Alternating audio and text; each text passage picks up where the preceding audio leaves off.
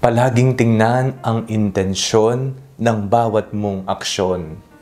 Ako po si Father Fiel Pareha at ito po ang ating segment, ang Daily Devotion, na kung saan tayo po ay magdarasal, magbabasa at magdidilay kasama ng salita ng Diyos sa buong taon. Manalangin tayo. Sa ngalan ng Ama, ng Anak at ng Espiritu Santo. Amen. Halina, banal na Espiritu, iwanagan mo ang aming puso at isip nang maunawaan at may sa buhay namin ang iyong salita. Amen. Our Bible passage for today is from the Gospel of St. Mark chapter 7, verses 14 to 23, and I read it for you. Then he called the crowd again and said to them, "Listen to me, all of you, and understand. There is nothing outside a person that by going in can defile, but the things that come out are what defile." When he had left the crowd and entered the house, his disciples asked him about the parable. He said to them, "Then do you also fail to understand? Do you not see that whatever goes into a person from outside cannot defile, since it enters not the heart but the stomach, and goes out into the sewer?" Thus he declared all foods clean. And he said, "It is what comes out of a person that defiles. For it is from within, from the human heart, that evil intentions come: fornication, theft, murder, adultery, avarice, wickedness, deceit, licentiousness, envy, slander, pride, folly. All these evil things come from within, and they defile a person." Palagi po nating i-check, bakit ko gagawin ng bagay na ito? Ano ba ang aking intensyon? Usisain po natin kung bakit natin ginagawa ang mga bagay-bagay. Halimbawa po, kung tutulong ka, bakit ka tutulong? Yan ba'y upang papurihan ka? Yan ba'y upang makilala ka? Yan ba'y upang iboto ka? Kaya magbibigay ka, mag-aabot ka ng relief, ng ayuda, ng kung anumang tulong. O ang pagtulong mo ay kusang loob, bukal sa iyong puso. Tumutulong ka sapagkat tumutulong ka. Tumutulong ka sapagkat ito ang itinuturo sa iyo ng Diyos at ng simbahan.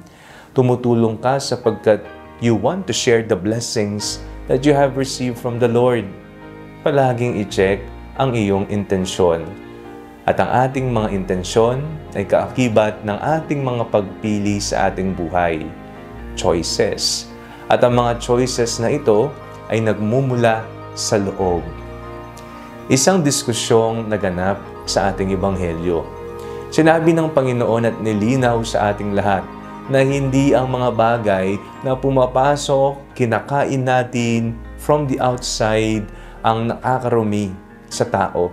Kung hindi, kung ano ang nanggagaling mula sa kanyang loob.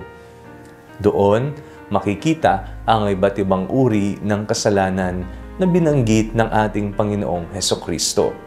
Kaya kung titingnan natin, lahat ng pagkain ay maaring kainin, kahit ang dinuguan, kahit ang dugo, o kung anumang pagkain.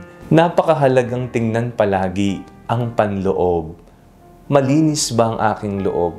Sapagkat kung hindi malinis, kung hindi kaaya-aya sa paningin ng Diyos, kung hindi nakaangkla o nakatuon sa kautusan ng Panginoon ang nasa kalooban mo, panigurado, mga kasalanan, mga paninira, mga fake news, mga ibang bagay na hindi kaasiya-siya sa Panginoon ang lalabas sa ating mga bibig, sa ating mga pag-iisip, sa ating mga choices, sa ating buhay.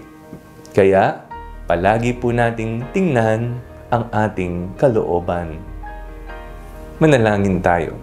Panginoong Hesukristo, linisin mo ang aming mga puso. Nawa ang aming puso ay maging sanktuaryo mo ng iyong katuruan, ng iyong kaligtasan, ng iyong awa at pagmamahal. Nang ito ay lumabas patungo sa aming kapwa sa pamamagitan ng aming mga mabubuting gawa. Amen. Sa ngalan ng Ama, ng Anak at ng Espiritu Santo. Amen. Huwag po ninyong kalimutang i-like ang video ito, mag-comment po kayo and share it with your family and friends. Ang Panalangin Bago Matulog ay may sariling Facebook page na po.